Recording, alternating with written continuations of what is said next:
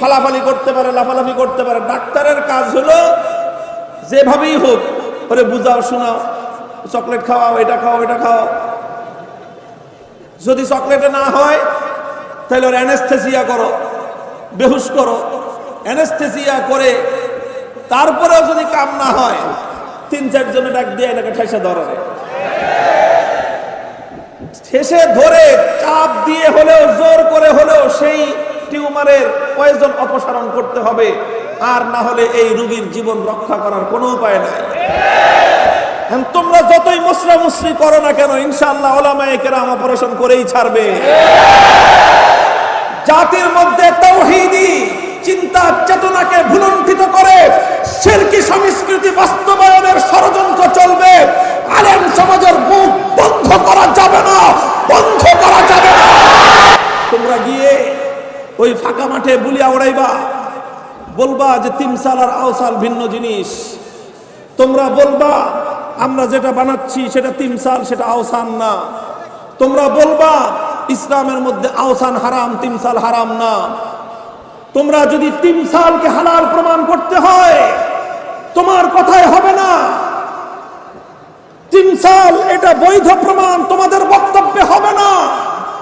তিমসালকে বৈধ প্রমাণ করতে হলে আল্লাহর কোরআন অথবা নবীর হাদিসের প্রমাণ লাগবে।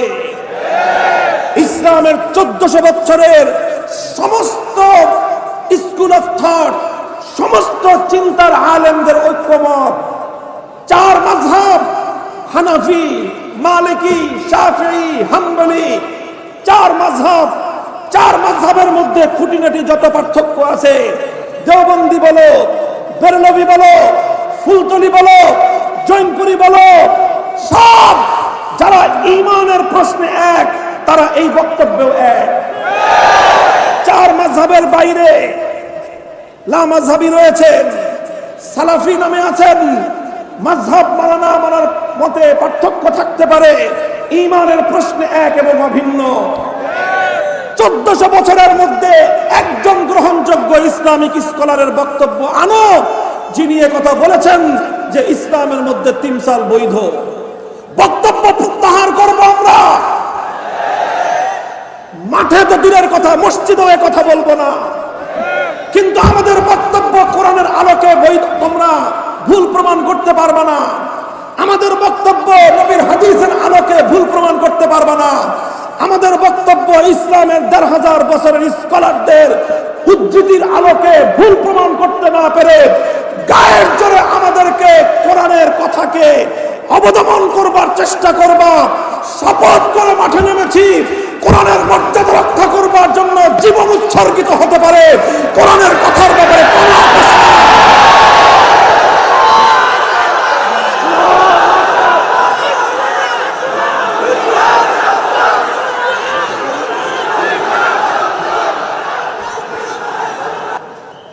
এদেশের ইসলামী আন্দোলনের, দেশ এবং জাতির স্বাধীনতা এবং ঈমান, ইসলাম, জাতীয় গৌরব রক্ষার এক ঐতিহাসিক পরিবার হাজী শরীয়তুল্লাহর উত্তরসূরি মোহতারাম হযরত মাওলানা আব্দুল্লাহ মুহাম্মদ হাসান হাফিজাহুল্লাহ তাআলা ওয়া রাহ, উপস্থিত অন্যান্য উলামায়ে কেরাম, সুধীবৃন্দ, সমবেত কোরআন সুন্নাহ প্রেমিক, নবী প্রেমিক, তাওহীদি মুসলমান ভাই ও বন্ধুগণ, আলহামদুলিল্লাহ, আল্লাহ পাকের শুকরগুজারি আদায় করি যে আজকে আমাদের এই মুবারক মজমায়, যেই মজমার নিসবত আল্লাহর কোরআন এবং নবীর হাদিসের দিকে, যদিও বলা হচ্ছে খতমে কোরআন এবং খতমে বুখারী, আসলে তো বুখারী শরীফের নয়, মূলত নিসবত হলো রাসূল সাল্লাল্লাহু আলাইহি ওয়াসাল্লামের হাদিসের দিকে। কোরআন সুন্নাহর মজলিস, এটা হলো মূল কথা। তো সেই কোরআন সুন্নাহর মজলিসে আমাদের বিপুল পরিমাণ মুসলমানের এই উপস্থিতি, এটা এ দেশের জন্য, জাতির জন্য অত্যন্ত আশা জাগানিয়া একটি ব্যাপার। আল্লাহ পাক রব্বুল আলামিন মুসলমানদের, বিশেষ করে যুব প্রজন্মের ইসলামের দিকে এই অগ্রগামিতাকে আল্লাহ কবুল করেন, বরকত দান করেন। আপনারা তো আমাদের যিনি প্রিয় ঘোষক ভাই ঘোষণা করেছেন, শুনেছেন, মানে হৃদয় ঠান্ডা করা কথা বলতে হবে, বুঝতে পারছেন না? তো আলহামদুলিল্লাহ, কোরআন এবং সুন্নাহর কথা, প্রত্যেকটা কথাই অন্তরের মধ্যে, হৃদয়ের মধ্যে শীতলতা সৃষ্টি করে। আর এই শীতলতার মধ্যে আর ইমানি জজবা এবং ইমানি প্রেরণার মধ্যে কোনো বৈপরীত্য নেই। মুমিনের হৃদয়ে যখন প্রেরণার বারুদ জ্বলে, তখন তার আত্মায় প্রশান্তির শীতলতা তৈরি হয়। এক আশ্চর্য বিষয় এটা, যে একই সাথে আগুনও জ্বলে আবার শীতলতাও থাকে। মুমিনের হৃদয়ের শীতলতা হলো তার অন্যায় এবং অসত্যের বিরুদ্ধে প্রচন্ড বিদ্রোহের মধ্যেই মুমিনের হৃদয়ের শীতলতা। এরপরেও যেহেতু বিশেষ একটি মজমা আজকে, এখানে আমাদের ছেলেরা দীর্ঘ 10 বছর 12 বছর দীর্ঘ এক অধ্যবসায় এবং সাধনার পরে তারা প্রচলিত আমাদের যে দর্সে নিজামি দেওবন্দি মাদ্রাসার যে শিক্ষা কারিকুলাম, সেই পাঠ্যক্রমের সর্বশেষ যে শিক্ষাবর্ষ, যেটাকে আমরা দাওরায়ে হাদিস বলি, যেটাকে তাকমিল ফিল হাদিস বলা হয়, সেই হাদিসের সর্বোচ্চ শ্রেণীর সারা বছরের পাঠ শেষ করে আজকে আনুষ্ঠানিকভাবে তার পরিসমাপ্তি ঘটবে। সেই উপলক্ষে বুখারী শরীফের খতম এবং বুখারী শরীফের সর্বশেষ যে অধ্যায় এবং সর্বশেষ যে হাদিস, সেই অধ্যায় এবং সেই হাদিসকে সামনে রেখে আমি আপনাদের সম্মুখে কিছু কথা আরজ করব। এবং ঘোষক তিনি আলোচনার মধ্যে, ঘোষণার মধ্যে আরেকটা প্রসঙ্গ উল্লেখ করেছেন। শাইখুল হাদিস আল্লামা আজিজুল হক নব্বরাল্লাহু মারকাদাহু, যাকে বাংলার বুখারী বলে অনেকে সাব্যস্ত করেছেন, আখ্যায়িত করেছেন, তিনি বাংলাদেশের এই মাটিতে প্রায় 60 বছর পর্যন্ত সহিহ বুখারী শরীফের দর্স দান করেছেন এবং এরকম শত শত হাজার হাজার মজবার মধ্যে, মজলিসের মধ্যে, মাহফিলের মধ্যে, মাদ্রাসাগুলোতে বছরের শেষ লগ্নে এসে সহিহ বুখারীর সর্বশেষ হাদিসের সর্বশেষ অধ্যায়ের পাঠদান করেছেন। আমি আমার ক্ষুদ্র জীবনেও হবে অন্তত শতাধিক খতমে বুখারীর অনুষ্ঠানে হযরত শাইখের সাথে শরীক হওয়ার সৌভাগ্য আমার হয়েছে। শাইখের অনেক কথা এখনো আমার কর্ণকুহরে বাজে। সেই কথাগুলো থেকে কিছু কথা আমি আপনাদের সম্মুখে ইনশাআল্লাহ পেশ করার চেষ্টা করব। আর তার মধ্য দিয়ে বর্তমান সময়ে বিশ্ব প্রেক্ষাপট এবং আমাদের দেশীয় এবং জাতীয় পরিস্থিতিতে আমাদের করণীয় সম্পর্কেও কিছু কথা আমি আপনাদেরকে পরামর্শ হিসাবে বলার চেষ্টা করব। আল্লাহ পাক রব্বুল আলামিন আমাদেরকে কোরআন সুন্নাহর সহি কথাগুলো বলবার, বুঝবার এবং আমল করবার তৌফিক দান করেন। মুহতারাম হাজিরিন, সহিহ বুখারীর আলোচনার আগে ইমামে বুখারী রাহমাতুল্লাহ আলাইহির জীবন থেকে একটা গুরুত্বপূর্ণ বিষয় আমি আপনাদের সম্মুখে উপস্থাপন করতে চাই। ইমামে বুখারী রাহমাতুল্লাহ আলাইহি ইসলামী ইতিহাসের ওই সকল আলেমদের মধ্যে একেবারে শীর্ষ পর্যায়ের একজন আলোচিত আলেম, একজন ইমাম, ইমামুল হাদিস, যিনি ইসলামের সঠিক চিন্তা এবং চেতনাকে আঁকড়ে ধরে থাকার কারণে সময়ের শাসকের সাথে ওনার সম্পর্কের তিক্ততা তৈরি হয়েছিল এবং শেষ পর্যন্ত তিনি শাসকের কাছে মাথা নত করেননি, বরং তিনি ত্যাগ এবং কোরবানির পথ বেছে নিয়েছেন। নিজের জন্মভূমি, মাতৃভূমি ত্যাগ করেছেন। বুখারা থেকে খরতাং নামক জায়গায় গিয়ে তিনি ইন্তেকাল করেছেন। জীবনের শেষ পর্যায়ে যখন ইমাম বুখারী রাহমাতুল্লাহ আলাইহি মুহাদ্দিস হিসেবে, হাদিস বিশারদ হিসেবে পুরা উম্মতে মুসলিমার কাছে সমাদৃত, এবং আমিরুল মুমিনিন ফিল হাদিস হিসেবে ওনার সমকালীন সকল শীর্ষ মুহাদ্দিসদের দ্বারা তিনি খেতাব প্রাপ্ত, সেই সময়ও সময়ের শাসকের সাথে শেষ পর্যন্ত সম্পর্ক ভালো রাখতে পারেন নাই, শেষ পর্যন্ত সম্পর্ক ভালো রাখতে পারেননি। এটা ইমাম বুখারী রাহমাতুল্লাহ আলাইহির দোষ আর ত্রুটি ছিল না, এটা ওনার ব্যর্থতা ছিল না, বরং সেটা সময়ের শাসকের ব্যর্থতা ছিল। যুগে যুগে এমন ইসলামী শাসকদের নজির খুঁজে পাওয়া যায় যারা নিজেদের কার্যক্রমকে উলামায়ে কেরামের পরামর্শ মোতাবেক পরিচালনা করেছেন। সেই সমস্ত মুসলিম শাসকদের নাম মুসলিম উম্মার ইতিহাসে সোনার অক্ষরে লেখা। আবার একই সময়ে ওই সমস্ত শাসকদের নামও ইতিহাসের মধ্যে কালো তালিকাভুক্ত হয়ে আছে যারা সময়ের আলেম সমাজের সঙ্গে সদাচরণ করতে পারেনি। হয়তো তাদের কাছে ক্ষমতার দণ্ড ছিল, তাদের কাছে প্রভাব আর প্রতিপত্তি ছিল, সময়ের উলামায়ে কেরামের কাছে সেই ক্ষমতা ছিল না, যার কারণে যখন দ্বন্দ্ব আর সংঘাত তৈরি হয়েছে তখন বাহ্যিকভাবে দেখা গেছে যে আলেমরা নিগৃহীত হয়েছেন। ইমামে আজম আবু হানিফা রাহমাতুল্লাহ আলাইহি শাসকের সাথে মতপার্থক্যের সূত্রে কারাবরণ করেছেন, বিষ প্রয়োগ করে তাকে হত্যা করা হয়েছে। ইমামে মালিক রাহমাতুল্লাহ আলাইহি শাসকের সাথে মতপার্থক্যের কারণে নিগৃহীত হয়েছেন। ইমাম আহমদ ইবনে হাম্বল রাহমাতুল্লাহ আলাইহি সময়ের মুসলিম শাসকের সাথে মতপার্থক্যের কারণে কারা নির্যাতিত হয়েছেন। প্রতিদিন তাকে বেত্রাঘাত করা হয়েছে, প্রতিটি বেত্রাঘাতের কারণে ওনার শরীর থেকে রক্ত ঝরেছে। ইমামে সুফিয়ান সাওরী রাহমাতুল্লাহ আলাইহি সময়ের শাসকের সাথে মতপার্থক্যের কারণে দেশান্তরিত হয়েছেন। ইমামে বুখারী রাহমাতুল্লাহ আলাইহি জন্মভূমি আর মাতৃভূমি ছেড়েছেন, কিন্তু কখনই হক কথা বলতে সময়ের শাসকের সামনে তারা কুণ্ঠিত হননি।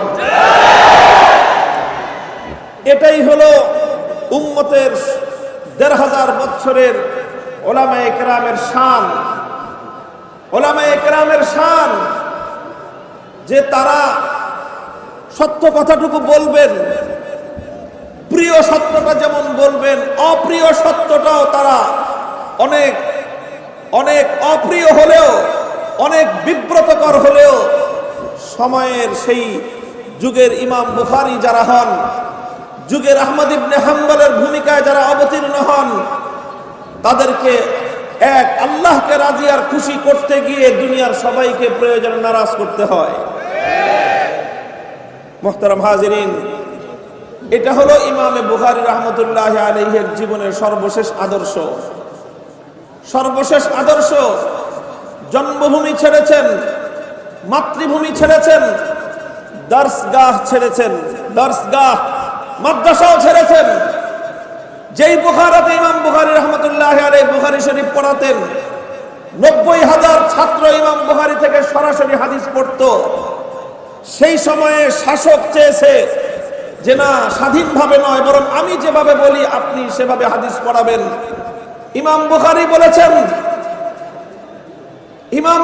বলেছেন আল্লাহর নবীর হাদিসের শিক্ষা আমি দেব, আমি শিক্ষক, আমার কাছ থেকে হাদিসের মর্যাদা রক্ষা করে যারা হাদিস গ্রহণ করবে আমি কেবলমাত্র তাদেরকেই হাদিস শিক্ষা দেব। হতে পারে সময়ের কোনো বড় শাসক, হতে পারে প্রভাবশালী কোনো ব্যক্তি, হতে পারে দুনিয়ার দিক থেকে অনেক উচ্চ মর্যাদা সম্পন্ন কোনো ব্যক্তি, সম্পদশালী কোনো ব্যক্তি, কিন্তু কোন ব্যক্তির পার্থিব গৌরবের সামনে আমি আল্লাহর পয়গম্বরের হাদিসের মর্যাদাকে ভুলুণ্ঠিত করতে পারি না। ইমামে বুখারী ইলমে দ্বীনের মর্যাদাকে রক্ষা করেছেন, হাদিসের গৌরবকে সমুন্নত করেছেন, শাসকের সামনে মাথা নত করেননি। কারণ ইমাম বুখারী বুঝতে পেরেছিলেন, জানতে পেরেছিলেন আজকে আমি যদি সময়ের ইমাম বুখারী অত্যাচারী শাসকের অন্যায় আবদারকে গ্রহণ করে নেই, কিয়ামত পর্যন্ত আলেমদের মাথা নত হয়ে যাবে। তিনি শির উঁচু করে রেখেছেন, আরামায়েশ ছেড়েছেন, শুধু দেশ আর আপনজন ছাড়েননি, তিনি তার প্রায় অর্ধ শতাব্দীর প্রিয় দর্শগাহ, যেখানে বসে তিনি হাদিস শিক্ষা দিতেন, সেই জায়গাও তিনি ত্যাগ করেছেন। অজানার পথে রওনা হয়েছেন, পরদেশে গিয়েছেন, মুসাফির অবস্থায় আল্লাহ রাব্বুল আলামিনের দরবারে মেহমান হয়ে দুনিয়া ত্যাগ করেছেন, কিন্তু মুহূর্তকালের জন্যও চির উন্নত গৌরবের মাথা মুহূর্তকালের জন্য নত করেননি। এই জন্য সময়ে যাদের হাতে আল্লাহ রাব্বুল আলামিন মুসলিম উম্মার নেতৃত্ব দান করেন, যারা আলেম সমাজের মধ্যে রুউসুল উলামা, আলেমদের যারা শীর্ষ পর্যায়ে থাকবেন, ইমাম বুখারী রাহমাতুল্লাহি আলাইহির জীবন থেকে তাদের জন্য উত্তম আদর্শ হলো যে তারা কখনো ইসলাম, মুসলিম উম্মাহ, কোরআন সুন্নাহর আদর্শ, কোরআন সুন্নাহর গৌরব, উলামায়ে কেরামের শানকে তারা দুনিয়ার জাগতিকদের সামনে, দুনিয়াদারদের সামনে তারা কোনোদিন আলেমদের শানকে নত করবেন না। আল্লাহ পাক রব্বুল আলামিন তৌফিক দান করেন আমাদেরকে। ইমামে বুখারী রাহমাতুল্লাহি আলাইহির সর্বশেষ বুখারী শরীফের যে অধ্যায় আমাদের রয়েছে,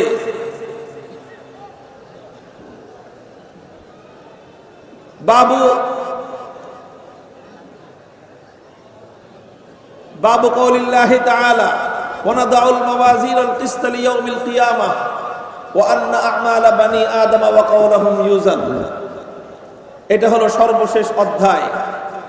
এই অধ্যায়ের সার কথা হলো, ইমামে বুখারী রাহমাতুল্লাহি আলাইহি একটি বিষয় সাব্যস্ত করতে চেয়েছেন। বিষয়টা হলো যে বান্দা, মানুষের যে কোনো আমল, যে কোনো কথা, এটা আল্লাহ পাক রব্বুল আলামিন পরিমাপ করবেন, ওজন দিবেন, এবং সেই পরিমাপ আর ওজনের প্রেক্ষিতেই আল্লাহ পাক চূড়ান্ত ফয়সালা করবেন। এটা হলো ইসলামী আকীদা, এটা হলো ইসলামী বিশ্বাস। একজন মানুষ ইমানদার হওয়ার জন্য অনেক বেশি আমল করা জরুরি না। লক্ষ্য করে শুনেন, একজন মানুষ ইমানদার হওয়ার জন্য অনেক বেশি আমল করা জরুরি না, তবে ইসলামের জরুরি বিশ্বাসগুলো পুঙ্খানুপুঙ্খ রূপে তাকে ধারণ করা জরুরি। ইসলামী বিশ্বাসের ক্ষেত্রে যদি একজন মানুষের মৌলিক যে আকীদা এবং বিশ্বাস, জরুরিয়াতে দ্বীন যেটাকে বলা হয়, সেই বিশ্বাসের ক্ষেত্রে সামান্য কোনো ঘাটতি যদি একজন মানুষের থাকে, তাহলে সে অনেক বড় হাজি হতে পারে, নামাজি হতে পারে, তাহাজ্জুদ গুজার হতে পারে, ইমানদার হতে পারে না। ঈমান আসলুল উসুল, মুমিনের জন্য ঈমান হলো সবচেয়ে গুরুত্বপূর্ণ বিষয়।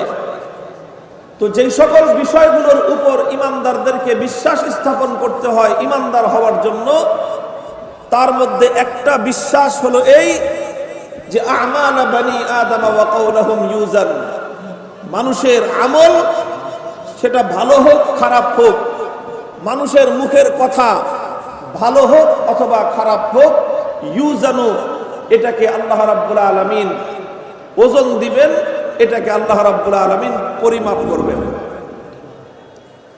এই কথাটা ইমাম বুখারী রাহমাতুল্লাহি আলাইহি সাব্যস্ত করলেন, এটাকে একটা আকীদা এবং বিশ্বাস হিসেবে উপস্থাপন করলেন। কেন করলেন? কারণ ওই যুগেও মুসলমানদের মধ্যে এমন কিছু আকীদাগত বেদআত, উম্মতে মুহাম্মাদিয়ার মধ্যে সর্বপ্রথম যেই বেদআত মাথাচাড়া দিয়ে উঠেছে, সেই বেদআত হলো আকীদার বেদআত। এই জন্য উলামায়ে কেরামের ইতিহাস আলোচনা করলে দেখা যায় যে যেই যুগে উম্মতে মুসলিমার মধ্যে যেই ধরনের বিভ্রান্তি মাথাচাড়া দিয়ে উঠেছে, উম্মতের উলামায়ে কেরাম তখন ওই বেদআতটাকে, ওই বিভ্রান্তিটাকে অত্যন্ত কঠোরভাবে তারা প্রতিরোধ করেছেন। মানুষের মধ্যে যেই ধরনের অন্যায় দেখা দিবে, আলেমদের দায়িত্ব হলো ওই অন্যায়টাকে তত বেশি প্রবলভাবে বাধা দেওয়া। এখন আমাদেরকে বলা হয় যে এখন বর্তমানে যে অন্যায়টা চলতেছে ওই অন্যায়টার কথা কিছু বলেন না, বাকিগুলো বলেন। এক আশ্চর্য মানসিকতা। অর্থাৎ রুগীকে নিয়ে আসছে, বলতেছে যেই জায়গাটায় রুগীর সমস্যা, যেখানে ফোড়া হয়েছে ডাক্তার সাহেব ওইখানে চিকিৎসা করেন না, সারা শরীরে চিকিৎসা করেন। কি আজব কাহিনী! রুগীর হয়েছে টিউমার, আর টিউমার থেকে এটা এখন পরীক্ষা নিরীক্ষা করে ডাক্তার দেখছে যে এটার অবস্থা বিপজ্জনক, এটা আর কিছুদিন এভাবে থাকলে এটা ক্যান্সারের দিকে ডাইভার্ট হতে পারে। এখন তো ডাক্তার বলতেছে ইমার্জেন্সি রুগীকে ভর্তি করান এবং ইমার্জেন্সি তাকে ওটিতে নিতে হবে, অপারেশন করতে হবে। এখন রুগীর লোকজন বলতেছে ডাক্তার সব ঠিক আছে, আমরা রুগী ভর্তি করব, চিকিৎসা করব, সবই করব, তবে একটা অনুরোধ যে এই রুগীর এই যে টিউমার এখানে ব্যথা আছে তো এখানে কিন্তু আপনি হাত দিবেন না, বাকি যা করার করেন। এখন রুগীর লোকজন যদি ডাক্তারকে ঠিক করে দেয় যে চিকিৎসা কোন জায়গায় করতে হবে আর কোন জায়গায় করতে হবে না, সেই দেশের রুগীর কপালও পড়ছে, ডাক্তারের কপালও পড়ছে। আজকে আলেম সমাজের সাথে এই আচরণ করা হচ্ছে। আমি বেশি কথা বলবো না, তবে অন্তত দেখা দিয়ে যায় যে এই জায়গাটা টিউমার আছে, এই টিউমার ক্যান্সারের দিকে ডাইভার্ট হওয়ার সম্ভাবনা দেখা দিচ্ছে, আশঙ্কা আছে, তাড়াতাড়ি চিকিৎসা করেন, নাহলে জাতির কপালে ইমানের ক্যান্সার ছড়িয়ে পড়লে এ জাতির পতন রুখবার কোনো পদ্ধতি থাকবে না। সমস্যা যেখানে সেখানে ট্রিটমেন্ট করতে হবে। আর এটা তো জানা কথা যে আপনার যেখানে ব্যথা, যেখানে ফোড়া, ওখানে হাত দিলে রুগী ফাল দিবেই, ওখানে হাত দিলে রুগী লাফালাফি করবেই। এখন রুগীর লাফালাফি দেখে যদি ডাক্তার ভয় পায় তো ওই ডাক্তারি করার উপযুক্ত না। রুগী ফালাফালি করতে পারে, লাফালাফি করতে পারে, ডাক্তারের কাজ হলো যেভাবেই হোক ওরে বুঝাও, শোনাও, চকলেট খাওয়াও, এটা খাও, এটা খাও। যদি চকলেটে না হয় তাহলে ওর অ্যানেস্থেসিয়া করো, বেহুশ করো, অ্যানেস্থেসিয়া করে তারপরেও যদি কাম না হয় ৩-৪ জনে ডাক দিয়ে এটাকে ঠেসে ধরে, ঠেসে ধরে চাপ দিয়ে হলেও জোর করে হলেও সেই টিউমারের পয়জন অপসারণ করতে হবে, আর না হলে এই রোগীর জীবন রক্ষা করার কোনো উপায় নাই। তোমরা যতই মুসরামুসরি করো না কেন, ইনশাআল্লাহ উলামায়ে কেরাম অপারেশন করেই ছাড়বে। জাতির মধ্যে তাওহীদি চিন্তা চেতনাকে ভুলুণ্ঠিত করে শিরকি সংস্কৃতি বাস্তবায়নের ষড়যন্ত্র চলবে। আলেম সমাজের মুখ বন্ধ করা যাবে না, বন্ধ করা যাবে না।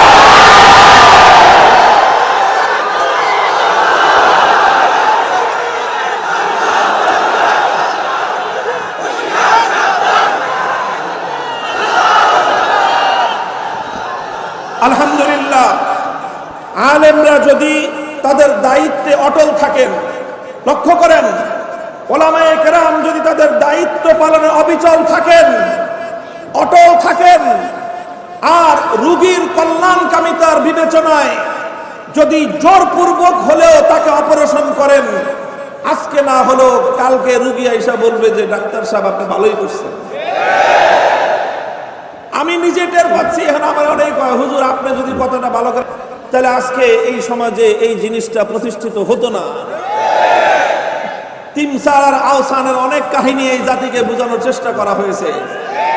উলামায়ে কেরামের দৃঢ়তা, অটলতা, মজবুতির কারণে আলহামদুলিল্লাহ বাংলাদেশের ঘরে ঘরের মানুষ এই মাসআলা বুঝে ছাড়ছে। আলহামদুলিল্লাহ, এটাই ছিল আমাদের লক্ষ্য উদ্দেশ্য।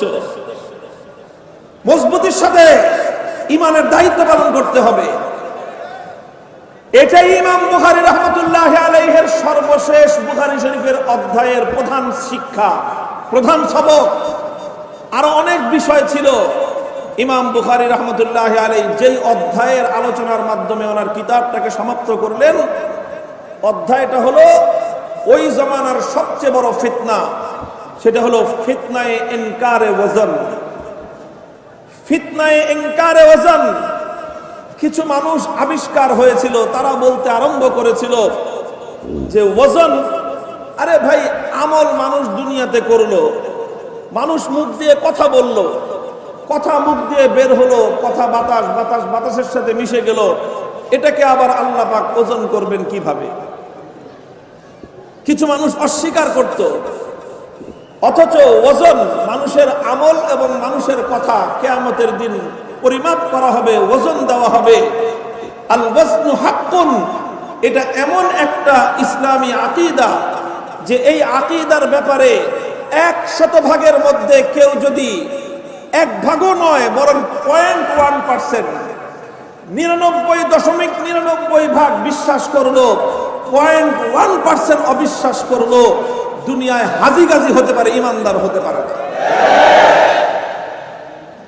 হযরতে ইমাম আযম আবু হানিফা রাহমাতুল্লাহি আলাইহির বক্তব্য আছে, ঈমানি কা ঈমানি জিবরিল, ঈমানি কা ঈমানি জিবরিল, জিবরিল আমিনের বিশ্বাস যেরকম অটল এবং অটুট, ইমানদার হতে হলে আমার বিশ্বাসও জিবরিল আমিনের বিশ্বাসের মতো অটল আর অটুট হতে হবে।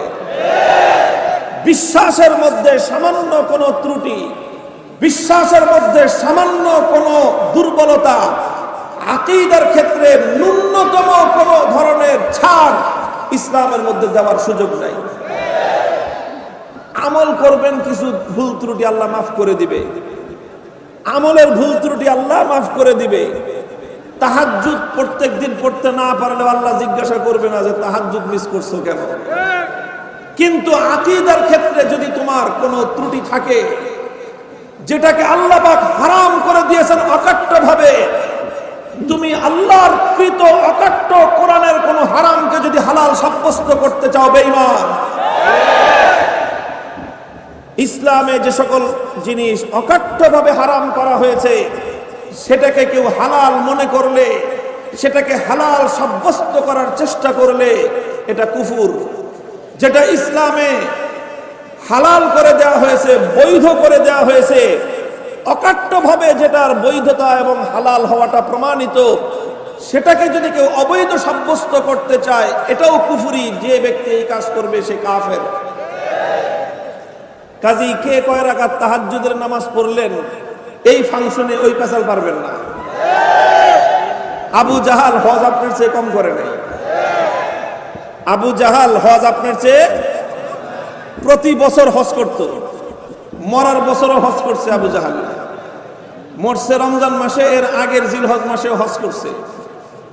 কিন্তু ইমানদার না বেঈমান? নামাজ আর সেজদা ইবলিস আপনার চেয়ে কম দেয় নাই। আপনার 14 পুরুষ ওই পরিমাণ সেজদা দিয়ে সারেন নাই, এক ইবলিস যেই পরিমাণ সেজদা আল্লাহর দরবারে করেছে। ইমানদার না বেঈমান?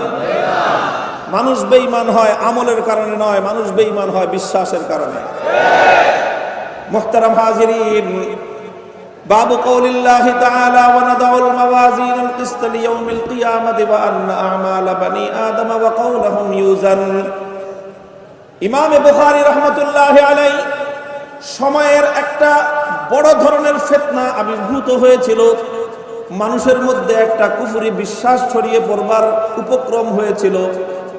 আর সেই কুফরি বিশ্বাসটা হলো ইনকারে ওজন। কিছু মানুষ আবির্ভাব হয়েছিল, কিছু মানুষের আত্মপ্রকাশ ঘটেছিল, তারা অস্বীকার করতেছিল, তারা বলতেছিল মানুষের আমল ওজন দেওয়া সম্ভব নয়, মানুষের কথা পরিমাপ করা সম্ভব নয়, যেটা সম্ভব নয়, যেটা আমাদের বুঝে আসে না, সেটা আমরা মানতে পারি না।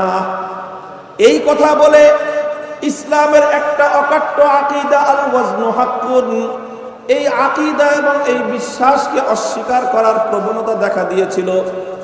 এই জন্যই ইমাম বুখারী রাহমাতুল্লাহি আলাইহি তার জগৎ বিখ্যাত ইসলামী ইতিহাসের শ্রেষ্ঠতম হাদিস গ্রন্থ সহিহুল বুখারীর সর্বশেষ অধ্যায়ের মাধ্যমে কিয়ামত পর্যন্ত আনেওয়ালা মুসলিম জাতির সামনে এ কথা অত্যন্ত দ্ব্যর্থহীন এবং মজবুতভাবে প্রমাণ করে সারলেন যে জান্নাত এটা যেমন হক, জাহান্নাম এটা যেমন হক, আল্লাহ পাক জান্নাত সৃষ্টি করে রেখেছেন এটা যেমন বিশ্বাস করতে হবে, আল্লাহ পাক জাহান্নাম তৈরি করে রেখেছেন এটা যেমন বিশ্বাস করতে হবে। মৃত্যুর পরে মানুষকে আবার আল্লাহ পুনর্জীবিত করবেন, এটা যেমন বিশ্বাস করতে হবে। আল্লাহ পাক তার কোরআন নাজিল করেছেন, এটা যেমন বিশ্বাস করতে হবে। আল্লাহ পাক সমস্ত রাসূলদেরকে নবুয়ত আর রিসালাত দিয়ে প্রেরণ করেছেন, এটা যেমন বিশ্বাস করতে হবে, ঠিক তদ্রূপ এটাও বিশ্বাস করতে হবে যে বান্দার আমল এবং বান্দার কথা আমার আল্লাহ ওজন দিবেন। অস্বীকার করার কোনো উপায় নাই। এই যে ওজন দিবেন আল্লাহ পাক রব্বুল ইজ্জত, এটাকে ইমাম বুখারী রাহমাতুল্লাহি আলাইহি প্রমাণ করেছেন। প্রমাণ করেছেন কিসের মাধ্যমে প্রমাণ করেছেন? যুক্তির মাধ্যমে। যুক্তির মাধ্যমে প্রমাণ করেছেন? না, যুক্তির মাধ্যমে প্রমাণ করেননি। তাহলে কিসের মাধ্যমে? বৈজ্ঞানিক বিশ্লেষণের মাধ্যমে প্রমাণ করেছেন?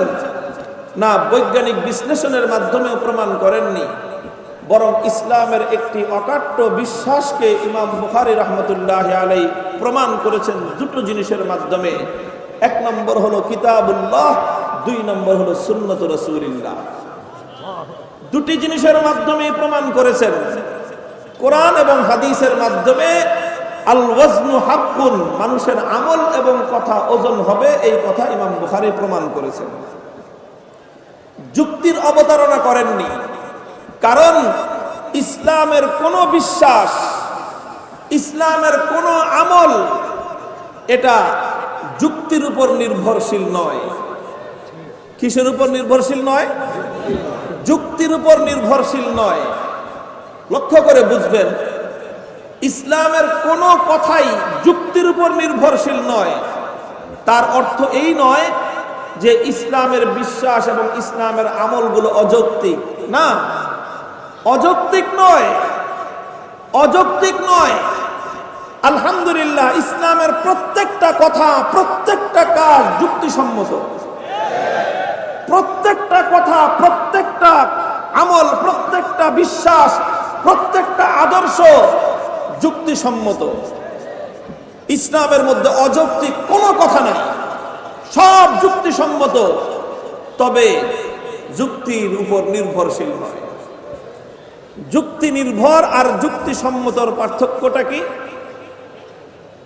যুক্তিসম্মত আর যুক্তি নির্ভরতার পার্থক্য হলো এই যে ইসলামের যেই বিধান, ইসলামের যেই দর্শন, সেটার মধ্যে যুক্তি ও যুক্তিসম্মত, সেটার মধ্যে যৌক্তিকতা আছে, সেটার মধ্যে যৌক্তিকতা আছে, সেটা অযৌক্তিক নয়, তবে সেটা নির্দিষ্ট কোনো যুক্তির উপর নির্ভরশীল নয়। যুক্তির উপর নির্ভরশীল হলে সমস্যাটা কি? যুক্তির উপর নির্ভরশীল হলে সমস্যা হলো যে যুক্তি এমন একটা জিনিস, শাইখুল হাদিস রাহমাতুল্লাহি আলাইহি তিনি বলতেন যুক্তি হলো, কখনো তিনি বলতেন যুক্তি হলো দোমুখা সাপের মতো। যুক্তি কিসের মতো? এদিকেও মুখ আছে, এদিকেও মুখ আছে, কাজেই যুক্তি দুই দিকেই চলে। আপনি একদিক দিয়ে যুক্তি দিবেন, আমি আরেক দিক দিয়ে যুক্তি দিব। কাজেই ইসলামকে যদি যুক্তির উপর নির্ভরশীল করে দেই, তাহলে অনেক সময় দেখা যাবে যে যুক্তির এক মুখ থেকে আরেক মুখ পল্টি দিতে পারে। তখন দেখা যাবে যারা যুক্তির উপর নির্ভর করে ইসলাম মানবার চেষ্টা করে, যুক্তি বদলে গেলে তাদের ইসলাম বদলে যাবে। আর যারা সত্যিকার ঈমানদার, তারা কোনোদিন যুক্তির উপর নির্ভর করে ইসলাম মানে না। তারা ইসলাম মানে কোরআন আর সুন্নাহর উপর নির্ভর করে। কোরআন হাদিসও কোনোদিন পরিবর্তন হবে না, ইসলামও তাদের পরিবর্তন হবে না। যাদের ইসলাম যুক্তির উপর নির্ভরশীল, যুক্তি বদলে গেলে তাদের আকীদা, তাদের বিশ্বাস এবং তাদের ফিলোসফি, তাদের জীবনের দর্শন বদলে যায়। শাইখুল হাদিস রাহমাতুল্লাহি আলাইহি এই জায়গায় বড় চমৎকার কিছু কথা দৃষ্টান্তের মাধ্যমে তিনি তুলে ধরতেন। তিনি শাইখুল হাদিস আল্লামা আজিজুল হক নওয়ারাল্লাহু মারকাদাহু, আল্লামা রুমি রাহমাতুল্লাহি আলাইহি, জালালউদ্দিন রুমি রাহমাতুল্লাহি আলাইহি দার্শনিক কবির একটা উপমা দৃষ্টান্ত হিসেবে এখানে উপস্থাপন করতেন। তিনি বলতেন, পায়ে ইস্তেদলালিয়া চৌবি বুয়াদ, পায়ে ইস্তেদলালিয়া চৌবি বুয়াদ, পায়ে চৌবি সখত বেতম কি বুয়াদ। তিনি বলতেন যে দেখো, যুক্তি আসলে শুনতে ভালো লাগে, এটা খুব চটকদার হয়, যুক্তির মধ্যে চমক থাকে, কিন্তু কোরআন হাদিসের মধ্যে যুক্তির মতো, তর্কের মতো এতটা চমক নাও থাকতে পারে, কিন্তু মনে রেখো আল্লাহর কোরআন এবং নবীর হাদিসের সামনে যুক্তির চাকচিক্য আর যুক্তির এই চমক, এটার দৃষ্টান্ত হলো যেরকম আসল পায়ের সামনে নকল কাঠের পায়ের যেই অবস্থা, কোরআন হাদিসের সামনে যুক্তির হলো সেই অবস্থা। মনে করেন একজন মানুষের আসল পাও নাই, পা কেটে ফেলছে, পা কেটে ফেললে তো এখন আলহামদুলিল্লাহ আর্টিফিশিয়াল পা আবিষ্কার হয়েছে, মানুষ এটা ব্যবহার করে। আর্টিফিশিয়াল নকল পাও, নকল পা বিভিন্ন কোয়ালিটির হয়।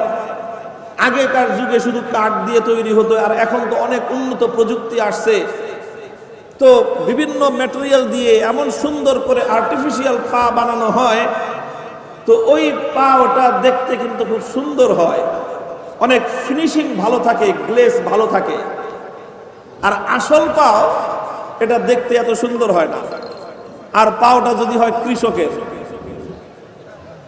পাও যদি কার হয়, কৃষকের পাও তো দেখতে খুব খারাপ থাকে। আমি ওই সিরাজগঞ্জ ছিলাম আমার কর্মজীবনের শুরুতে 5 বছর। তো ওই এলাকার একটা পরিভাষা ছিল, ওই এলাকার মানুষ দুই প্রকার, কিছু মানুষ আছে কৃষক আর কিছু মানুষ আছে তাঁতি, যারা ওই তাঁত বুনায়। ওই জন্য ওই উত্তরবঙ্গের সিরাজগঞ্জের এলাকায় লুঙ্গি টুঙ্গি শাড়ি সব ওই এলাকা থেকে আসে। তো এক শ্রেণী কি তাঁতি আর এক শ্রেণী কৃষক। তো আঞ্চলিকভাবে এক পক্ষ আর এক পক্ষকে তাঁতি আর কৃষক বলে না। তাঁতিরা ওই কৃষকরা তাঁতিদেরকে বলে জোলা, এটা একটা কটাক্ষপূর্ণ শব্দ আর কি, জোলা, জোলার ঘরের জোলা এইভাবে বলে। আর তাঁতিরা কৃষকদেরকে নামই রাখছে পাও ফাটা। এদের নাম কি? পাও ফাটা। পাও ফাটা বলে কেন? কারণ কৃষক তো সারাদিন ওই ক্ষেতের মধ্যে কাজ করতে হয়, মাটি কাদা পানির মধ্যে কাজ করতে করতে কৃষকদের পাও ফাটা থাকে খুব বেশি। পাওটা একেবারে পায়ের আঙ্গুলের নখের গোড়ায় গোড়ায় মাটি টাটি লেগে একেবারে বিশ্রী হয়ে থাকে। এই জন্য দেখবেন কোনো কৃষকের পাও কোনোদিন সুন্দর থাকে না, কৃষকের পাও দেখতে সুন্দর থাকে না। এখন যদি পাওটা কৃষকের হয় দেখতে তো আপনার একেবারেই পছন্দ হবে না। পাও দেখে যদি কেউ মায়া বিয়ে দিতে চান, তো কৃষকের ঘরে কোনোদিন মায়া বিয়ে দিতে পারবেন না, খালি জোলার ঘরে মায়া বিয়ে দেবেন। তো মনে করেন একজনের হলো পাও ফাটা কৃষক, তার পা দেখতে তো সুন্দর না। আরেকটা হলো আর্টিফিশিয়াল পাও লাগানো, নকল পাও। আসল পাও কেটে গেছে অ্যাক্সিডেন্টে, যে কোনো কারণে, অথবা গুলি লাগছে, পাও কেটে গেছে। তো এখন আর্টিফিশিয়াল পাও লাগাইছে, দেখতে সুন্দর কোনটা?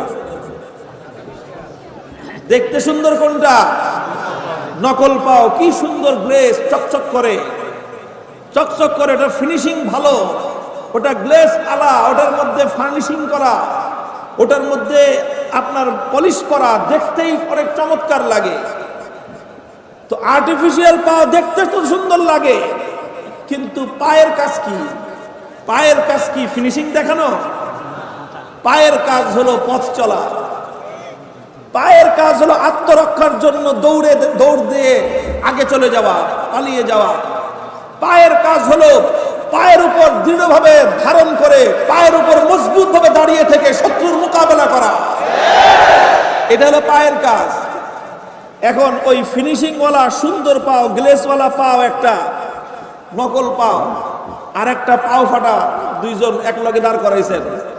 এবার দুইটারে একসাথে দৌড় প্রতিযোগিতা লাগান তো, তখন দেখবেন ওই ফিনিশিং ওয়ালা পায়ের ওই ফিনিশিংই আছে আসল কামের।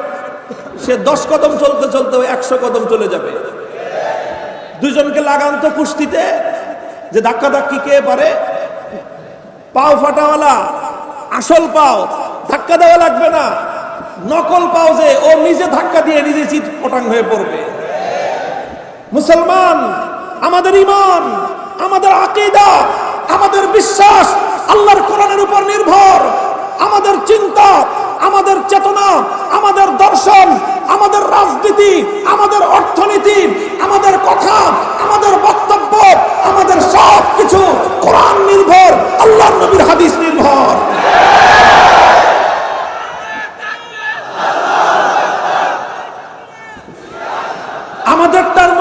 এত ফিনিশিং না থাকতে পারে, আমাদের বক্তব্যের মধ্যে এত সমস্ত যুক্তির অবতারণা না থাকতে পারে, কিন্তু ইনশাআল্লাহ আল্লাহর কোরআন এবং নবীর সুন্নাহর উপর নির্ভরশীল হয়ে যে মুসলমান নিজের জীবন পরিচালনা করবে, আল্লাহর কোরআন এবং নবীর সুন্নাহর উপর নির্ভর করে যে মুসলিম জাতি নিজেদের ভবিষ্যৎ গড়বে, আল্লাহর কোরআন এবং নবীর সুন্নাহর উপর নির্ভরশীল হয়ে যে মুসলমান তার জাতিকে গড়বে, যে মুসলমান তার অর্থনীতি গড়বে, যে মুসলমান তার সমাজকে গড়বে, যে মুসলমান তার রাজনীতি পরিচালনা করবে, যে মুসলমান তার রাষ্ট্র আল্লাহর কোরআন এবং নবীর সুন্নাহর উপর নির্ভর করে পরিচালনা করবে, যে মুসলমানের বিচার ব্যবস্থা আল্লাহর কোরআন এবং নবীর সুন্নাহর উপর নির্ভরশীল হয়ে চলবে, ফিনিশিং না থাকতে পারে, ধাক্কা লাগায় দেখতে এসো তোমরা চিৎপটাং হয়ে পড়ে যাবে। কোরআন সুন্নাহ নির্ভরশীল ইসলাম অতীতের ছিল, কিয়ামত পর্যন্ত টিকে থাকবে ইনশাআল্লাহ।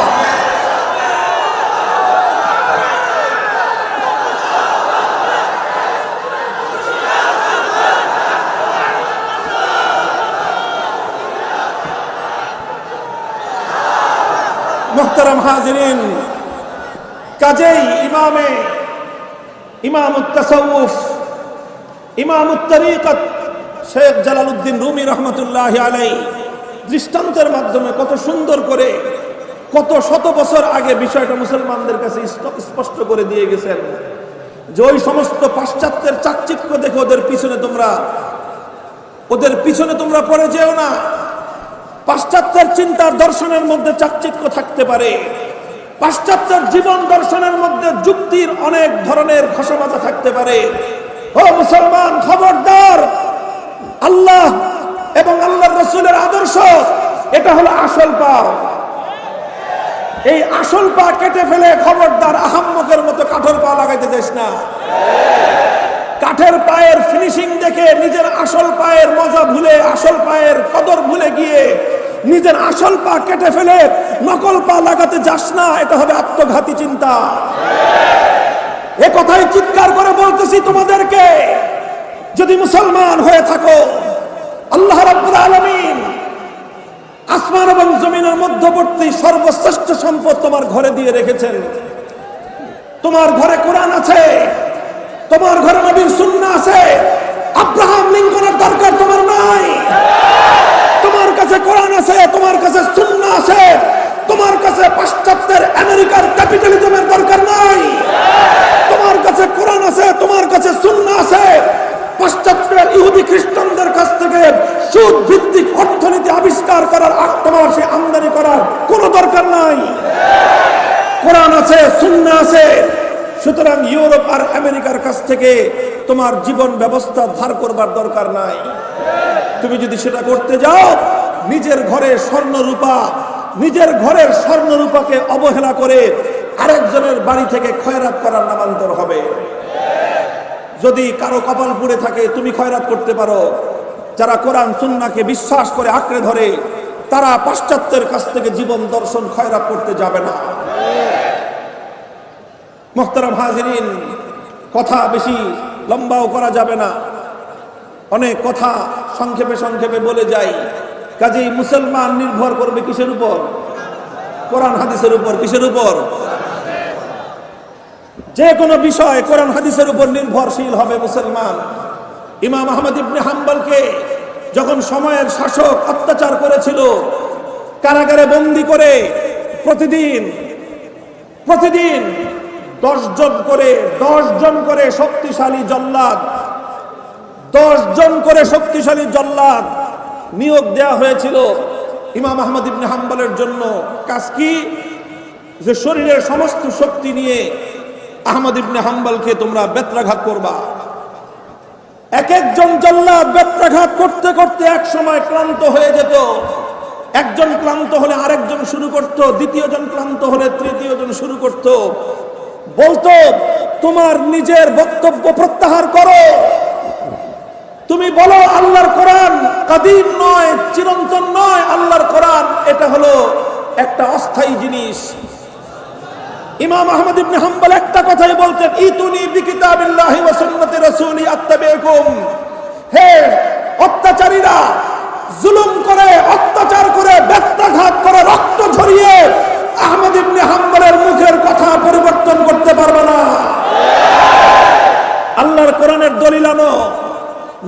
হাদিসের দলিল আনো আত্তাবিকুম, আঘাত করা লাগবে না, বলাও লাগবে না, অনুরোধ করা লাগবে না।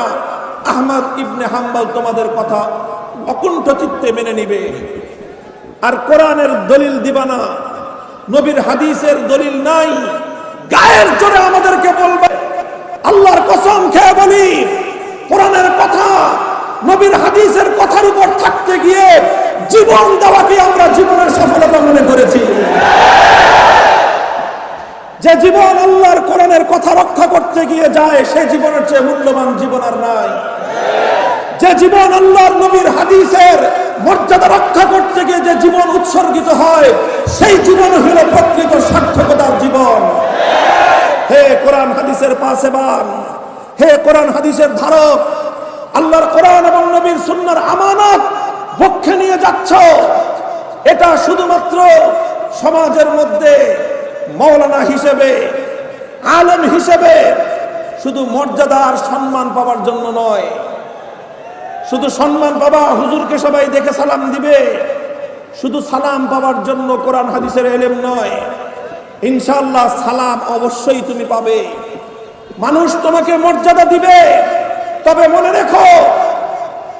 রেখো ১,৫০০ বছরের ইতিহাস, শুধু ১,৫০০ বছর নয়, পৃথিবীর সূচনাকাল থেকে ইতিহাস একথাই বলে, তোমাকে যেমনি ভাবে জগতের মানুষ কোরআন হাদিসের ইলমের কারণে কিছু মানুষ তোমাকে সম্মান করবে, সালাম দিবে, আবার কিছু মানুষ তোমার পথে কাঁটা বিছাবে, কিছু মানুষ তোমার পথে প্রতিবন্ধকতা তৈরি করবে, তোমার মুখ থেকে কোরআন হাদিসের কথা কেড়ে নেওয়ার চেষ্টা করবে, তোমার মুখ দিয়ে অন্য কথা উচ্চারণ করাবার চেষ্টা করবে। সাহস এবং তোমাকে প্রথম থেকেই নিজের জিন্দেগির গন্তব্য নির্ধারণ করতে হবে।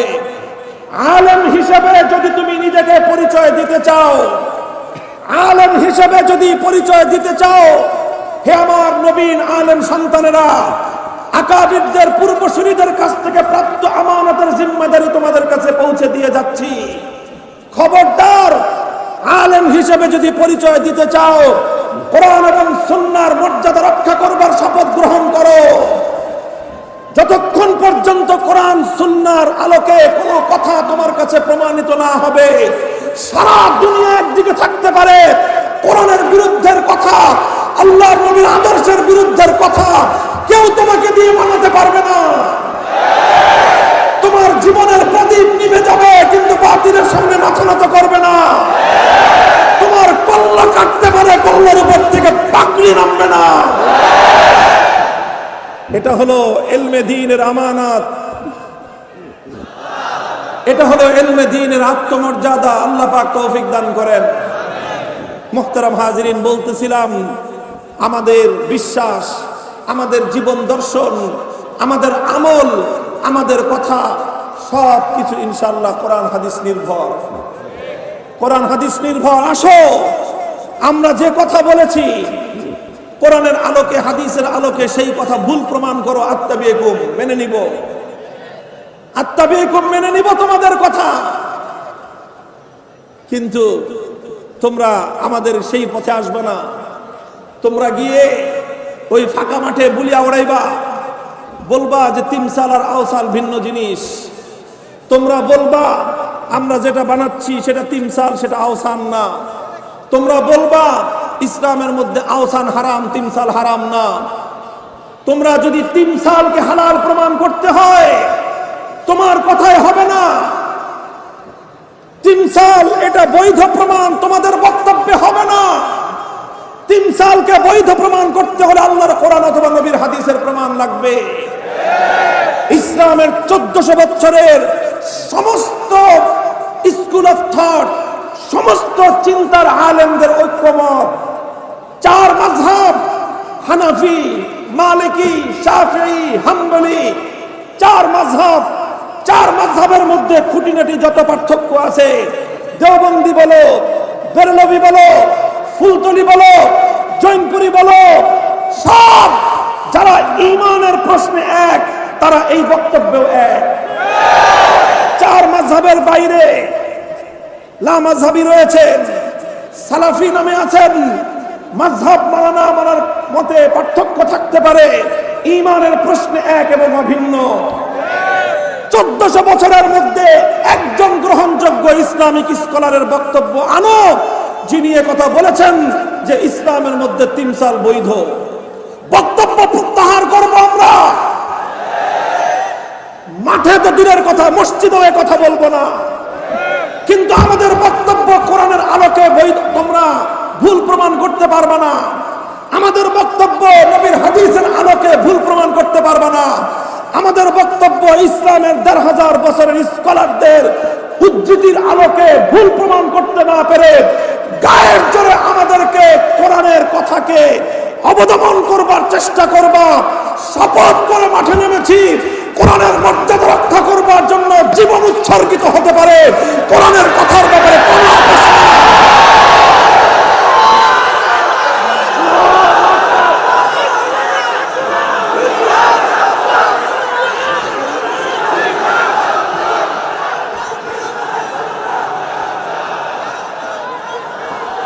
আল্লাহ পাক বুঝবার তৌফিক দান করেন। আমি মূল মেসেজ ফথুল বারীর মধ্যে এই মত পার্থক্য করবেন। ফথুল বারীর মধ্যে শারহে বুখারী ইবনে হাজার আসকালানী, উমদাতুল কারীর মধ্যে শারহে বুখারী আল্লামা বদরুদ্দিন আইনি সকলেই সহিহ বুখারী শরীফের সর্বশেষ অধ্যায় সম্পর্কে লিখতে গিয়ে তারা এই সকল বক্তব্যগুলোর মূল পয়েন্টগুলো লিখেছেন যে ইমাম বুখারী সময়ের ওই ফিতনার মোকাবেলা করেছেন যেখানে মুনকিরিনে ওয়াজন যারা তারা গায়ের জোরে ইসলামের একটা আকীদাকে মাটির নিচে দাফন করে দেওয়ার চেষ্টা করেছিল।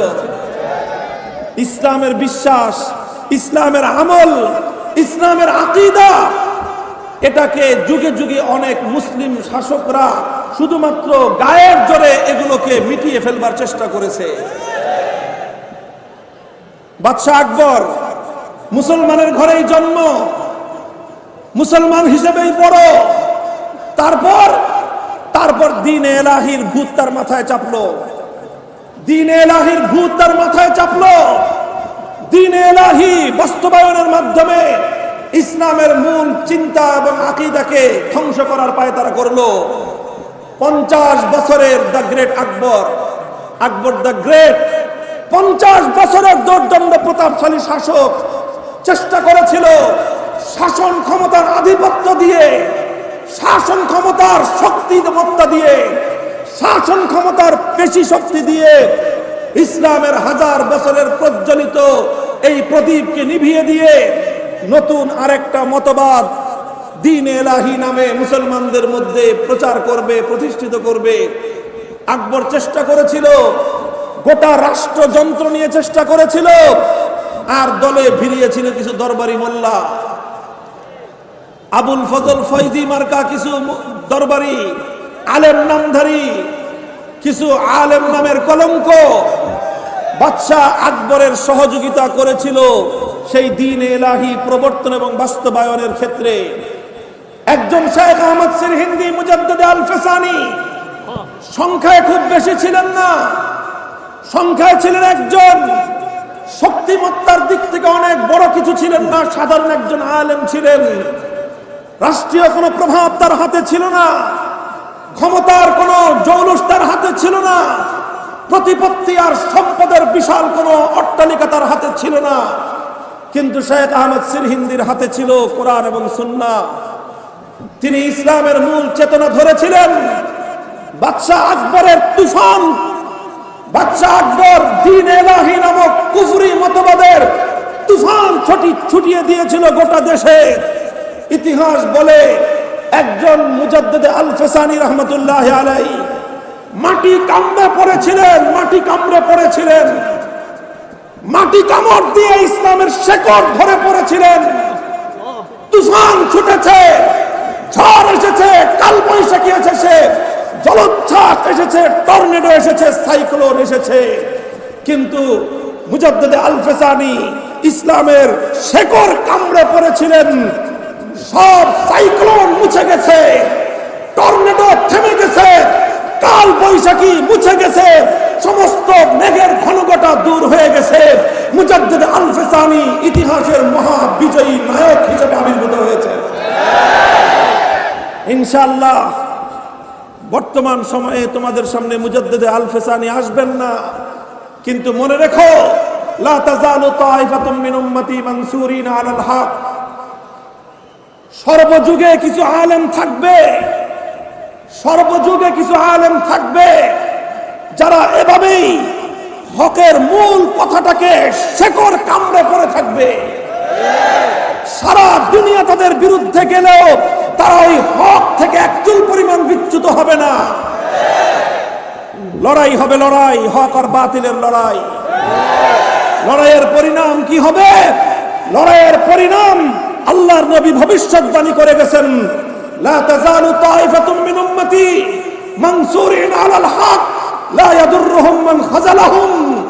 যারা তাদেরকে হকের পথ থেকে সরিয়ে দেওয়ার চেষ্টা করবে, দুনিয়ার সমস্ত শক্তি নিয়ে চেষ্টা করলেও সেই শক্তি ব্যর্থ হবে। হকের পতাকাবাহী ঝান্ডাবাহীরা মাথা উঁচু করে দিন শেষে দাঁড়িয়ে থাকবে।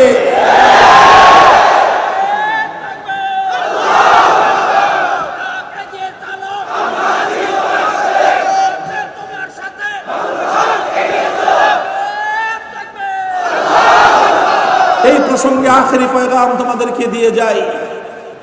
আল্লাহর নবীর একটা হাদিস, হযরতে আমির মুআবিয়া রাদিয়াল্লাহু তাআলা আনহুর একটা ঘটনার উদ্ধৃতি রয়েছে সহিহ বুখারী, মুসলিম সহ সমস্ত হাদিসের কিতাবগুলোর মধ্যে। সেই হাদিসের লম্বা আলোচনায় নয়, সেই হাদিসের ব্যাখ্যায় মুহাদ্দিসিনগণ লিখেছেন যে সর্বযুগের আলেম সমাজের মধ্যে তিনটি শ্রেণী হয়। কয় শ্রেণী? আলেমদের মধ্যে কয় কাতার? তিন কাতার, তিন শ্রেণী। এক শ্রেণীর আলেম এমন হন, তারা যুগের অপ্রিয় হক কথাগুলো, যুগের সময়ের অপ্রিয় সত্য কথাগুলো তারা অকপটে মানুষের সামনে বলে যান। আর সেই অপ্রিয় সত্য কথাগুলো বলতে গিয়ে কখনো তাদেরকে ইমামে আজম আবু হানিফার মতো বিষ প্রয়োগে নিহত হতে হয়, শহীদ হতে হয়। কখনো তাদেরকে ইমামে মালিক রহমতুল্লাহ আলাইহির মতো কঠোর নির্যাতনের সম্মুখীন হতে হয়। কখনো তাদেরকে সুফিয়ান সাউরীর মতো দেশান্তরিত হতে হয়। কখনো তাদেরকে ইমাম আহমদ ইবনে হাম্বলের মতো কারান্তরীণ হতে হয়। কখনো তাদেরকে ইমামে বুখারীর মতো দেশ ছাড়তে হয়। কখনো তাদেরকে ইমাম ইবনে তাইমিয়ার মতো জুলুমের শিকার হতে হয়। কখনো তাদেরকে শাইখুল হিন্দ মাহমুদ হাসান দেওবন্দির মতো মাল্টার আন্দামান দ্বীপে নিক্ষিপ্ত হতে হয়। কখনো তাদেরকে শাইখুল ইসলাম হুসাইন আহমদ মাদানির মতো নির্যাতন ভোগ করতে হয়। কখনো তাদেরকে শাইখুল হাদিস আল্লামা আজিজুল হকের মতো কারাবরণ করতে হয়। কখনো তাদেরকে মুফতি ফজলুল হক আমিনের মতো ভাগ্যবরণ করতে হয়। কখনো তাদেরকে শাইখুল হাদিস আল্লামা জুনায়েদ বাবু নগরীর মতো নির্যাতন ভোগ করতে হয়। সব ভোগ করে হাসি মুখে জীবন দেয়, কিন্তু অপ্রিয় সত্য কথাগুলো বলতে তারা কুণ্ঠিত হয় না। এটা হলো যুগের এক শ্রেণীর আলেম। তবে উলামায়ে কেরাম এটাও লিখেছেন, এই শ্রেণীর আলেম সংখ্যায় অনেক বেশি হন না, সংখ্যায় অনেক বেশি হন না, সংখ্যায় অল্প হন। এটা ইতিহাসের বাস্তবতা। সেই উত্তম যুগেও সংখ্যায় খুব বেশি ছিলেন না। যুগে ইমাম আহমদ ইবনে হাম্বল ঘরে ঘরে পয়দা হন নাই। সেই যুগেও ইমাম বুখারী ঘরে ঘরে পয়দা হন নাই। দু চারজন হন, এবং ওই দুই চারজন সর্বযুগেই ছিল, আজও আছে, কিয়ামত পর্যন্ত থাকবে ইনশাআল্লাহ। এটা হলো আলেমদের এক শ্রেণী। আলেমদের দ্বিতীয় শ্রেণীটা হলো তারা বলে সব সময় হক কথা, কখনো না হক কথা বলে না, তবে সব হক কথাগুলো তারা বলতে পারে না। বুঝাইতে পারলাম না? তারা বলেন তো সব কি কথা, না হক কথা কখনো তাদের মুখ দিয়ে বের হবে না। তারা যা বলেন সব হক কথাই বলেন, তবে সব হক কথা বলেন না, বলতে পারেন না। সব হক কথা তারা বলতে পারেন না, কারণ বলতে গেলে সমস্যা আসবে, বলতে গেলে জীবন বিপন্ন হবে, বলতে গেলে ঝুঁকি নেমে আসবে। নানা কারণে আল্লাহ পাক রব্বুল আলামিন অবকাশ রেখেছেন, ইল্লা মান উকরিহা ওয়া কলবুহু মুতমাইন্নুম বিল ঈমান, যে একান্ত বাধ্য যখন হয়ে যাবে, জীবনের উপর যখন তোমার হুমকি আসবে, তখন ইচ্ছা করলে কিছু হক কথা স্কিপ করে যেতে পারো, হাইড করে যেতে পারো, কিছু কথা, হক কথা অনুচ্চারিত রাখতে পারো। এজন্য সেই সমস্ত আলেমরা সেই হক কথাগুলো তারা বলেন না, যেই হক কথাগুলো বলতে গেলে নানা রকম জুলুম নির্যাতনের স্টিম রোলার নেমে আসবে, সেই হক কথাগুলো তারা কি করেন না, বলেন না। মানে কি বলেন না অর্থ হলো বলতে পারেন না, বলতে পারেন না অর্থ হলো মঞ্চে বসে বলতে পারেন না, মিম্বারে বসে বলতে পারেন না, কিন্তু শেষ রজনীতে যখন আল্লাহর দরবারে সেজদা লুটিয়ে পড়েন তখন তারা খোদার দরবারে ফরিয়াদ ঠিকই জানান। এই হলো আলেমদের দ্বিতীয় শ্রেণী। তারা দুনিয়ার মানুষের সামনে সেই হক কথাগুলো বলতে পারেন না, নিজের অক্ষম, হৃদয় জুড়ে তাদের রক্তক্ষরণ, সারাদিন তাদের হৃদয় থেকে রক্তক্ষরণ হয়, আর সেই রক্তগুলো শেষ রজনীতে অশ্রু হিসেবে খোদার দরবারে ঝরে পড়ে। হাজার হাজার আলেমরা শেষ রাত্রে কান্নার রোল তুলে দেয়, আল্লাহর কাছে ফরিয়াদ করে যে আল্লাহ, এই হক কথাটা তো বলতে পারতেছি না, তুমি মাফ করে দাও, আর এই যে অবস্থা থেকে তুমি আমাকে পরিত্রাণ দান করো। এই হলো আলেমদের দ্বিতীয় শ্রেণী। এই উভয় শ্রেণী তারা হলেন হক্কানি আলেম। এই উভয় শ্রেণী কি? হ্যাঁ, খুব ভালো করে বুঝবা। প্রথম শ্রেণী হাজার হাজার হবে না, প্রথম শ্রেণীর আলেম শত শত হবে না, প্রথম শ্রেণীর আলেম হবে অল্প কিছু, আর দ্বিতীয় শ্রেণীর আলেম হবে হাজার হাজার। দ্বিতীয় শ্রেণীর আলেমদের বৈশিষ্ট্যটা হলো এই, সব হক কথাগুলো বলতে না পারলে কোন অন্যায়ের সাথে তারা আপোষ করবে না, কোন অন্যায়ের দালালিও তারা করবে না। দুনিয়ার পার্থিব কিছু সুখ আর সমৃদ্ধি, কিছু স্বার্থ উদ্ধার করবার জন্য ইসলামের স্বার্থকে জলাঞ্জলি দিবে, এত বড় বিশ্বাসঘাতক আর মির্জাফরও তারা হবে না। এটা হলো আলেম ওলামাদের হক জামাতের মধ্যে দ্বিতীয় শ্রেণী। আর আরেকটা শ্রেণী থাকবে, তাদের নামও হবে আলেম, তাদের নামও হবে আলেম। তারা ওই আলেম যাদের ব্যাপারে আল্লাহর পয়গম্বর বলেছেন উলামাউ জামানিহিম শাররু মান তাহতা আদিমিস সামা, আসমানের নিচে নিকৃষ্টতম প্রাণী হলো সেই আলেম, যাদেরকে উলামায়ে সু বলা হয়। এরা কারা? এরা শুধু হক কথা থেকে নীরব থাকে তাই নয়, বরং তারা যুগে যুগে সমস্ত অন্যায় কথার পৃষ্ঠপোষকতা করে। তারা অন্যায়কারীদেরকে ভিতরে ভিতরে গিয়ে ফুসলায়, কয় যে ওই হুজুরে ধরেন না কেন, ওই হুজুর এত বড় বড় কথা বলে, তারে ধরেন না কেন। তারা অন্যায়কারীদেরকে গিয়ে বলে, এই যে কোরআনে কারিমের সূরা সাবার মধ্যে এই যে 3 সালের কথা আছে, যা বলেন, যারা পুষ্টা খেয়ে পশ্চিম দিকে পড়ে না, ওরা সূরা সাবার নাম জানলো কোত্থেকে? সূরা সাবার মধ্যে যে সুলাইমান আলাইহিস সালাতু ওয়াস সালামের ইয়ামালুনা লাহু মা ইয়াশা মিন মাহারিব ওয়া তামাসিল, এই কথা যে সূরা সাবায় আছে, এগুলো জানলো কোত্থেকে? এই সূরার দল কি কোরআন শরীফ তেলাওয়াত করে? যারা কোরআনে পাকের দ্বারা শিরক সাব্যস্ত করতে চায়, তারা কোনদিন কোরআনের পাকের মহব্বত করে না। তাহলে ওরা ইয়ামালুনা লাহু মা ইয়াশা মিন মাহারিব ওয়া তামাসিল, এটা জানলো কোত্থেকে? ওদেরকে এই তামাসিলের উদ্ধৃতি সরবরাহ করবার মতো আলেম নামক এক শ্রেণীর কুলাঙ্গার আছে। এদের কাজ হলো, তারা হকের পক্ষে থাকে না, নিজেদের সামান্য দুনিয়ার স্বার্থ উদ্ধার করবার জন্য এরা ওই সমস্ত অন্যায়কারীদেরকে আশকারা দেয়, ওদেরকে বিভ্রান্ত করে।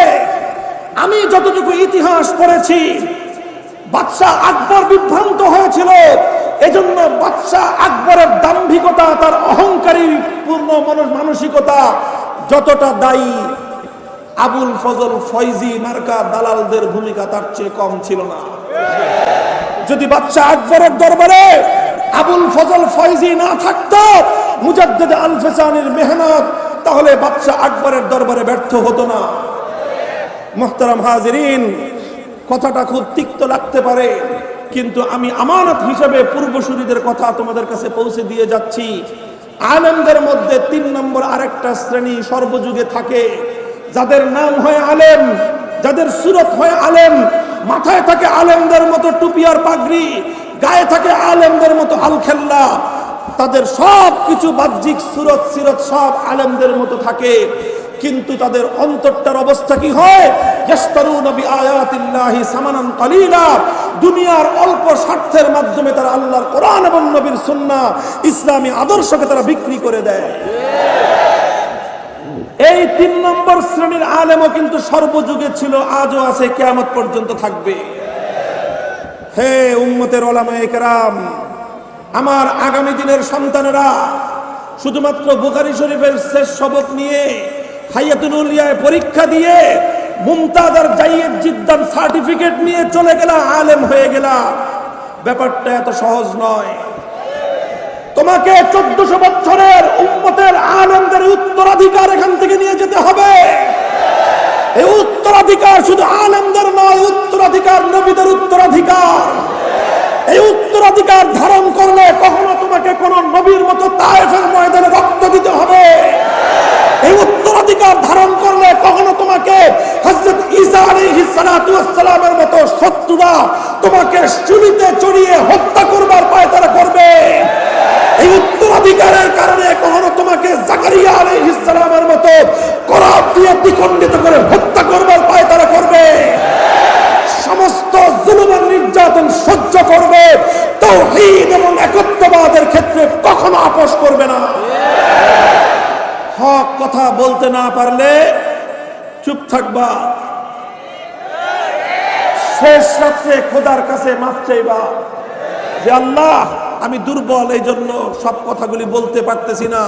ওগো আল্লাহ, তোমার কাছে নিজের অক্ষমতা জানাইলাম, তোমার কাছে ফরিয়াদ করলাম, তুমি আমাকে আলেমদের অন্তত দ্বিতীয় কাতারে রাখো, 3 নম্বরে অভিশপ্ত কাতারে তুমি আমাকে ফেলে দিও না। খবরদার 3 নম্বর কাতারে যাব না। 3 নম্বর কাতারের আলেম হওয়ার চেয়ে মূর্খ থাকা লক্ষ গুণ ভালো। 3 নম্বর কাতারের আলেম হওয়ার চেয়ে মূর্খ থাকা কোটি গুণ ভালো। আল্লাহ পাক আমাদের সকলকে হেফাজত করেন। মুহতারাম হাজিরিন, আখেরি কথা বলে আলোচনা শেষ করতেছি। ইমাম বুখারী রাহমাতুল্লাহি আলাইহি ইসলামের আকীদা আল ওয়াজনু হাক্কুন, ওজন হবে কি হবে না? মানুষের আমল আল্লাহ পাক পরিমাপ করবেন কি করবেন না? মানুষের মুখের উচ্চারিত কথাগুলো আল্লাহ পাক পরিমাপ করবেন কি করবেন না? এই কথা যে মুসলমানরা মানবে কি কারণে? যুক্তি দিয়ে, তর্ক দিয়ে, বিজ্ঞান দিয়ে। এই কথা মুসলমানরা বিশ্বাস করবে আল্লাহর কোরআন এবং নবীর হাদিস দিয়ে। ইমাম বুখারী রাহমাতুল্লাহি আলাইহি প্রথম প্রমাণ পেশ করেছেন আল্লাহর কোরআন। কোরআনের আয়াতের মধ্যে আল্লাহ পাক সূরা আম্বিয়ার মধ্যে আল্লাহ বলেছেন ওয়ানাদাউল মাওয়াজিনাল কিসতা লিয়াউমিল কিয়ামাহ। আল্লাহ বলেছেন আমি কিয়ামতের দিন ইনসাফের একটা পরিমাপ যন্ত্র সাব্যস্ত করব, স্থাপন করব, যার মাধ্যমে আমি দুনিয়ার সমস্ত মানুষের আমল এবং কথাগুলো পরিমাপ করব। আল্লাহর কোরআনের কথার দ্বারা এটা প্রমাণিত হলো যে কিয়ামতের দিন মানুষের আমল পরিমাপ করার ব্যবস্থা কোরআনের কথার দ্বারা প্রমাণিত হওয়ার পর ইমাম বুখারী একটা হাদিস উদ্ধৃত করলেন। হাদিসের মধ্যে কি এসেছে? আল্লাহ নবী বলেন কালিমাতান হাবিবাতানি ইলার রহমান খাফিফাতানি আলাল লিসান সাকিলাতানি ফিল মিজান। ইমাম বুখারী বললেন দুটো কথা এমন রয়েছে, কালিমাতান, কালিমাতুনের অর্থ হলো এখানে একটা বক্তব্য, আল কালামুল কামেল, একটা বক্তব্য, একটা কথা। দুটো কথা এমন রয়েছে যার 3টি বৈশিষ্ট্য। প্রথম বৈশিষ্ট্য হাবিবাতানি ইলার রহমান। রহমান মানে হলো সীমাহীন দয়ালু। সেই সীমাহীন দয়ালুর কাছে কথাগুলো অতি প্রিয়। সীমাহীন দয়ালুর কাছে যদি অতি প্রিয় হয় তাহলে সীমাহীন দয়া পাওয়া যায়। দ্বিতীয় বৈশিষ্ট্য হলো খাফিফাতানি আলাল লিসান। এই কথা দুটো মুখে উচ্চারণ করাটা খুবই সহজ, মুখে বলাটা খুব সহজ, কারণ অনেক লম্বা নয়, অনেক বড় নয়, অনেক জটিল নয়, খুব সিম্পল সিম্পল দুটি কথা। এটা হলো দ্বিতীয় বৈশিষ্ট্য। 3 নম্বর আসল বৈশিষ্ট্য যেটা ইমাম বুখারী সাব্যস্ত করতে চেয়েছেন সেটা হলো কি? সাকিলাতান ফিল মিজান। কিয়ামতের দিন যখন আল্লাহ পাক মানুষের আমল পরিমাপ করবেন, সেই আমলের পরিমাপের মধ্যে এই দুটি কথা অনেক ভারী হয়ে যাবে। তো কথা যখন অনেক ভারী হবে তাহলে কথার মধ্যে ওজন আছে না নাই? আল্লাহ নবী যে বললেন কথা দুটো ভারী হবে, ওজন না থাকলে ভারী হয়, ওজন না থাকলে ভারী হয়। তাহলে নবীর হাদিসের দ্বারা কি বোঝা গেল? মানুষের কথার মধ্যে ভার আর ওজন আছে না নাই? আল্লাহ নবী যখন বলতেছেন কথার মধ্যে ভার আছে, আল্লাহ নবী যখন বললেন কথার মধ্যে ওজন আছে, আল্লাহ নবী যখন বললেন আমলের মধ্যে ওজন আছে, আল্লাহ নবী যখন বললেন আমলের মধ্যে ভার আছে, এবার যুক্তিতে ধরুক বা না ধরুক, এবার বিজ্ঞান অনুযায়ী হোক বা না হোক, এবার দুনিয়ার দার্শনিকদের বুঝে আসুক বা না আসুক, ইমানদার এই কথা অকপটে বিশ্বাস করে নিবে, এর নাম হলো ঈমান।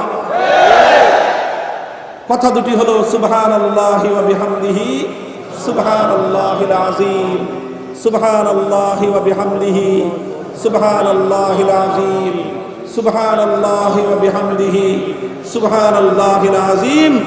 প্রথম কথা হলো সুবহানাল্লাহি ওয়া বিহামদিহি, দ্বিতীয় কথা হলো সুবহানাল্লাহিল আযীম। এই দুই কথার ওজন অনেক বেশি হবে। সুতরাং বোঝা গেল আল্লাহর রাসূল বলেছেন মানুষের কিছু কিছু কথা হবে যেগুলো নেকির দিক থেকে অনেক ওজনদার হবে। মুহতারাম হাজিরিন, আমার আলোচনা আমি এখানে সমাপ্ত করতেছি। ইমামে বুখারীর সর্বশেষ অধ্যায় থেকে যেই পয়গামটুকু আমি আপনাদের কাছে দিয়ে গেলাম সেটা হলো, ইমানদার যদি তুমি হয়ে থাকো তাহলে তুমি জীবনে দুটো বিষয়কে নিজের জীবনের জন্য তুমি মানদণ্ড ধরে নিবা। এক নম্বর জিনিস হলো আল্লাহর কোরআন। বসেন, কথা উঠবেন না কেউ। এক নম্বর কি? এক নম্বর কি? জোরে বলেন, এক নম্বর কি? আল্লাহর কোরআন। দুই নম্বর আল্লাহর নবীর হাদিস, নবীর সুন্নাহ। সুতরাং কোরআন সুন্নাহ যেখানে, জোরে বলেন কোরআন সুন্নাহ যেখানে আমরা আছি, সেখানে কোরআন হাদিসের কথা যেখানে আমরা আছি, সেখানে কোরআন হাদিসের দর্শন যেখানে আমরা আছি, সেখানে কোরআন সুন্নাহর সামাজিকতা যেখানে আমরা আছি, সেখানে কোরআন সুন্নাহর অর্থনীতি যেখানে আমরা আছি, সেখানে কোরআন সুন্নাহর রাজনীতি যেখানে আমরা আছি, সেখানে সেই রাজনীতি কোরআন সুন্নায় নাই, সেই রাজনীতিতে আমরা নাই। সেই রাজনীতিতে কোরআন সুন্নাহ নাই, সেই রাজনীতিতে মুসলমান থাকতে পারে না। এটা হলো বুখারী শরীফের কথা। আল্লাহ পাক রব্বুল আলামিন আমল করার তৌফিক দান করেন। কিয়ামতের দিন আমাদের আমলগুলোকে আল্লাহ পাক রব্বুল আলামিন পরিমাপের মধ্যে, মিজান যন্ত্রের মধ্যে আল্লাহ ওজনদার বানিয়ে দেন। ওয়া আখিরু দাওয়ানা আলহামদুলিল্লাহি রাব্বিল আলামিন।